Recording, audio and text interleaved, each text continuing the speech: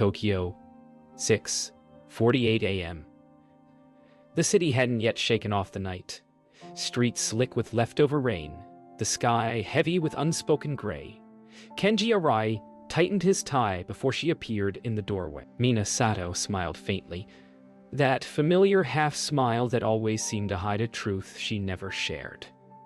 "Don't wait up tonight," she said, brushing hair from her face. Her perfume, jasmine and faint tobacco, clung to the air long after her lips left his cheek.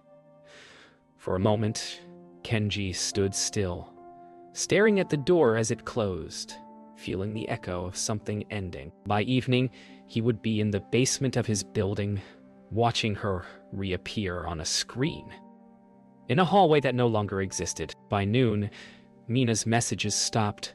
Kenji stared at his phone between empty meetings, the silence stretching like fog between skyscrapers. The hum of office life continued. Keyboards, laughter, the steady rhythm of everything normal. But normal no longer fit. At 5:40, his phone buzzed. Mr. Hayato Ishikawa, the building guard, voice low and uneasy. "You should come down." The basement security room smelled of dust and ozone. Screens buzzed faintly. When Kenji saw the footage, something inside him went still. Mina, entering the lobby at 5:42 p.m., alone, disappearing into a corridor that had been sealed years ago. They replayed the clip. Same timestamp, same motion. Mina stepped through the sliding doors, looked up at the ceiling camera, and smiled faintly before vanishing at the edge of the frame. Kenji felt every breath tighten in his chest. The guard murmured about corrupted archives, old wiring, ghosts in the feed. But Kenji knew that smile, the same one she used when lying. He leaned forward, frame by frame, chasing her outline through static snow. It was as if the footage wanted him to see something he shouldn't. Kenji demanded the access logs. Nothing. Files corrupted. Power fluctuations erased hours of the day. A technician shrugged, saying, "The system does that sometimes." He walked out into Tokyo's night, USB drive in pocket, rain blurring every reflection. The city was a maze of color and noise, yet nothing felt alive. He caught glimpses of red scarves and passing crowds, each one twisting the knife deeper. At a crossing, the light changed, and for a heartbeat, he swore he saw Mina standing across the street. Same coat, same posture, then gone. At 2:11 a.m., Kenji froze the frame. Mina turned halfway toward the camera, lips parted as though to speak. The static flickered, once, twice, like a pulse. He whispered her name, and for an instant, her image blurred, then sharpened, her eyes almost meeting his. The monitor hummed low, the city outside silent, except for rain. He leaned closer until his reflection fused with hers. Somewhere between light and memory, he realized. She hadn't just left him. She was leading him somewhere, and already started to follow. Morning came without meaning. Kenji Arai hadn't slept. His eyes dry, pulse erratic, replaying the footage until pixels burned into his mind. The city outside moved as usual, unaware that something had shifted in its veins. He took the USB to his office, tucked it between folders marked maintenance reports. His coworker, Naoko Tanaka, 31, greeted him with concern masked by routine politeness. "Row night?" she asked. He smiled weakly, saying nothing. Beneath the hum of the air conditioner, the sound of static whispered from his laptop, faint, rhythmic, like breathing. That afternoon, Kenji returned to the basement security room. The guard, Hayato Ishikawa, wasn't there, his chair empty, still spinning slightly as though he'd just stepped away. The monitors glowed, all showing static except one. The same camera angle, the sealed corridor. Only now, the timestamp read tomorrow, 17:42. He froze. On the screen, Mina walked again. Same red scarf, same measured steps, except her face was slightly older, as if time had shifted in her absence. When she turned toward the camera, Her mouth formed a single word. The feed cut out before he could read it. No Jonin Shiu, nor Warseek. And you. Kenji searched building archives. The corridor had existed once, part of a sealed sublevel destroyed after a 2015 fire. No current maps listed it, but blueprints on microfilm revealed something stranger, a maintenance access point directly beneath their apartment. The air around him felt heavier, as though the city itself were exhaling. He returned home, pried open the storage hatch under his floorboards. Behind insulation and dust lay a narrow tunnel leading downward, cold air breathing through like the memory of rain. He hesitated, flashlight trembling. Before stepping inside, the tunnel sloped deeper than he expected. Walls slick with condensation, old electrical cables running like veins. Every sound echoed: his breath, the crunch of debris, the faint dripping water. Then, faintly, a woman's voice, distant, fragmented, calling his name. Kenji. It wasn't quite Mina's tone, but it carried her cadence. He followed it until he reached a rusted door with the same number printed on the corrupted footage. 42B. The handle was ice cold. When he pulled it open, a stale gust of air escaped, carrying a trace of jasmine. The room beyond was empty. Concrete walls, old wiring, a dead security camera dangling from the ceiling. But on the far wall, scrawled in what looked like charcoal, were 3 words: "Watch tomorrow's tape." Kenji's hand shook as he traced them. He turned back, but the door was gone, just smooth concrete where it should have been. The light from his flashlight flickered, dimmed, and died. For a moment, complete darkness pressed against his chest, like a living thing. Then, from somewhere behind him, a monitor clicked on, faint blue glow revealing his reflection, and behind it, Mia's silhouette. When Kenji woke, he was on the apartment floor. Morning sunlight fractured through blinds, dust hanging like ash in its beams. The USB drive was still clutched in his hand. His phone buzzed. A message from Naoko Tanaka. "You weren't at work today." But it was Tuesday, wasn't it? He checked the calendar. Wednesday. A full day loss. He opened his laptop, inserted the USB, and a new file appeared. Tomorrow, 1742 MP Flower. The thumbnail showed his own apartment door. Heart pounding, Kenji pressed play, unaware that he was about to watch his own death recorded in advance. The footage began with silence. Then, static clearing to reveal his own image entering the room. Time stamped tomorrow 17:42. His reflection in the video seemed older. Eyes hollow, shirt torn at the collar. The camera panned by itself, as though following him. On screen, Kenji looked directly toward the lens. "You shouldn't have followed her," he said. His voice sounded wrong, distorted by interference, yet familiar enough to make his blood freeze. Then, behind the version of himself, Mina appeared, no longer 30, but looking 19, her expression unreadable. Kenji slammed the laptop shut, chest tightening. His reflection in the black screen lingered half a second too long, blinking when he didn't. He stumbled into the bathroom, splashing cold water on his face. When he looked up, the mirror shimmered, faintly rippling like disturbed water. In its reflection, the apartment behind him shifted subtly, furniture rearranging itself. The faint hum of static returned, bleeding from every outlet. And from the mirror's depths, Mina's voice, "You're close now." The light bulb above flickered, and for an instant her face appeared beside his own. He ran to the security office demanding the archived footage from yesterday. The attendant, a new young guard, Riku Yamane, frowned. "There's nothing from yesterday, but there is a file labeled for tonight." Kenji's stomach twisted. Together, they opened it. The feed displayed the corridor again, but now 2 figures were walking through, Kenji and Mina, hand in hand, toward the door marked 42B. Then, a sudden cut. Kenji alone, standing before the same monitor, staring at something unseen, whispering her name. The video ended abruptly, the timestamp still 1 hour in the future. At exactly 17:42, Kenji returned to the corridor door, this time determined. The camera in the ceiling above hummed faintly, already recording. His phone vibrated once, a message from Mina's number, sent at 17:41. It read only, "Don't look behind you." The air grew colder. He turned the handle.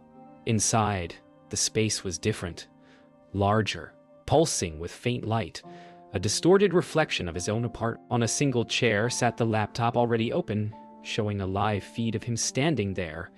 His reflection smiled first. The line between screen and life had thinned to a thread. Kenji Arai, 37, sat before the laptop in the false room beneath his apartment. The live feed displayed him. Same posture, same breath.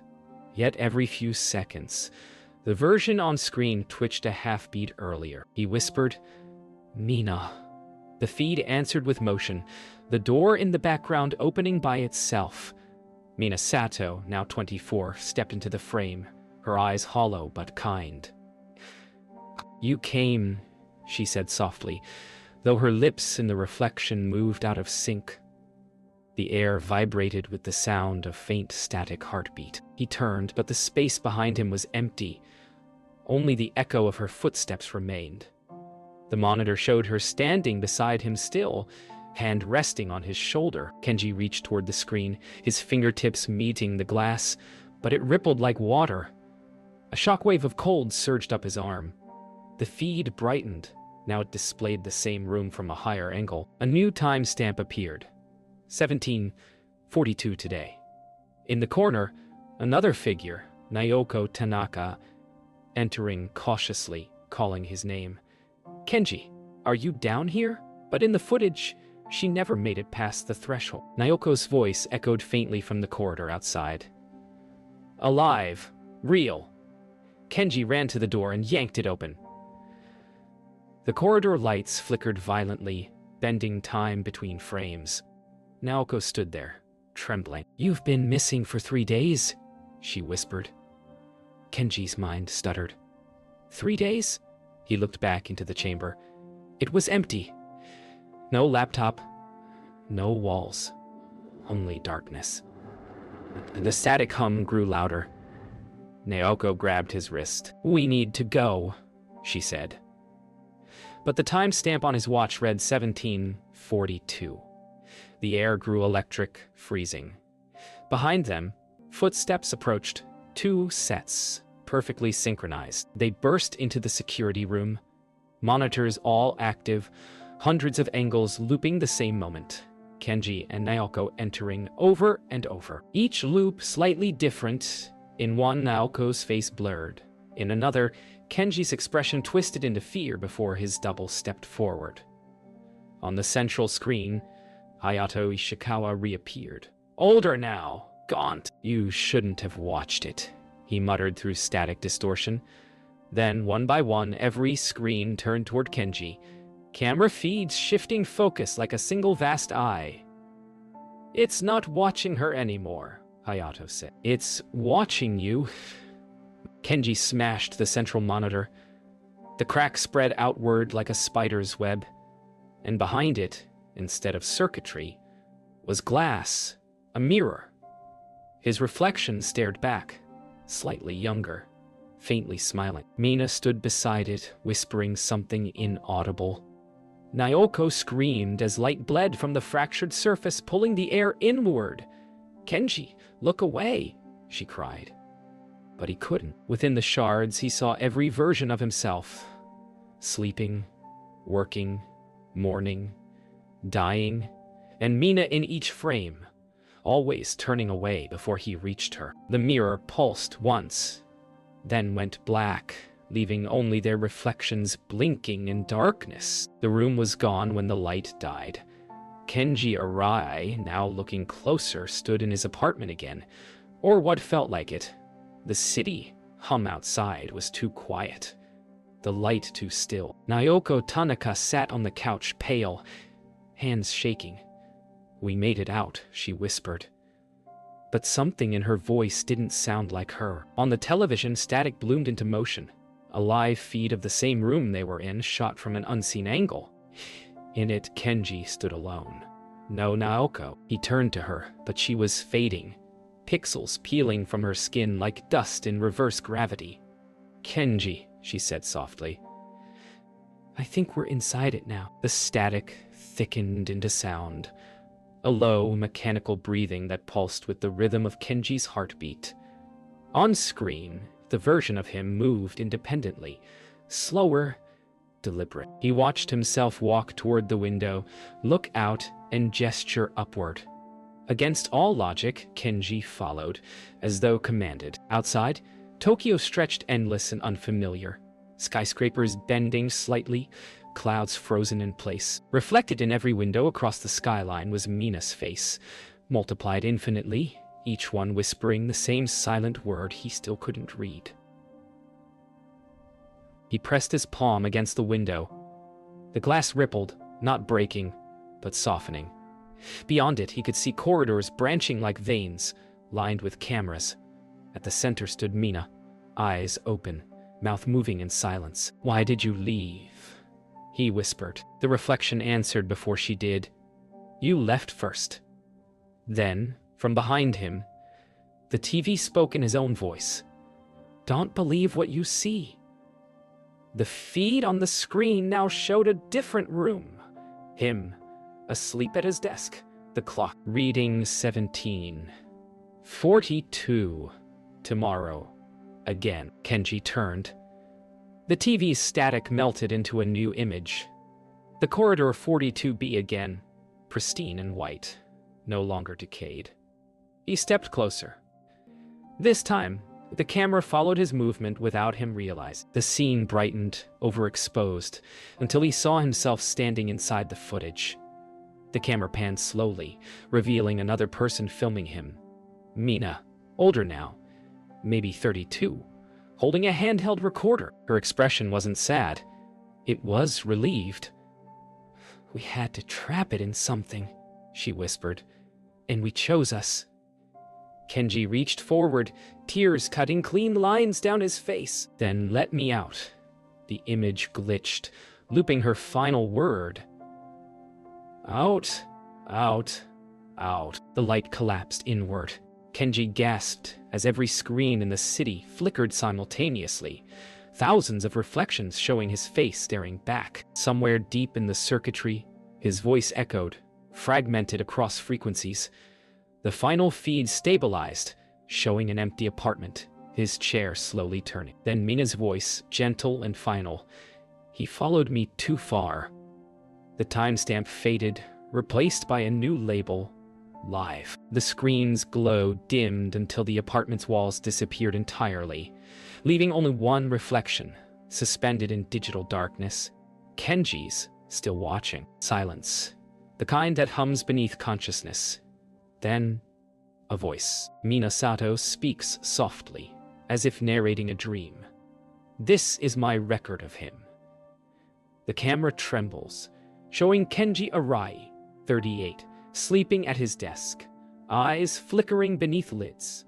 Her voice continues, detached but tense. He thought he was the one watching.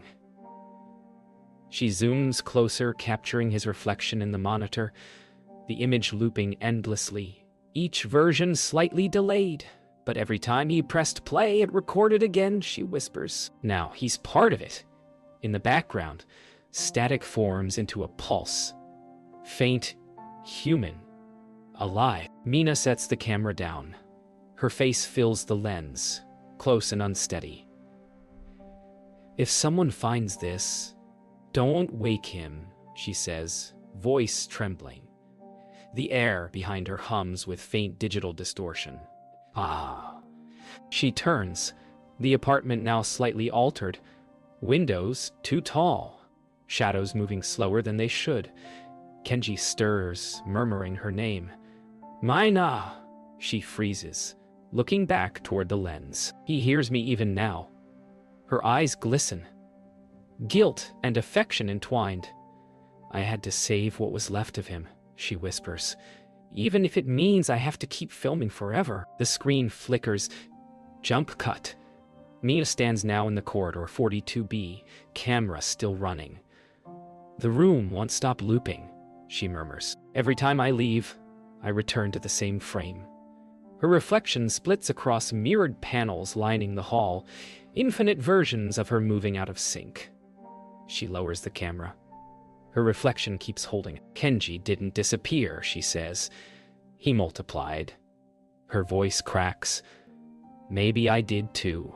Then, from the far end of the corridor, faint footsteps, identical to her own, approach, perfectly timed.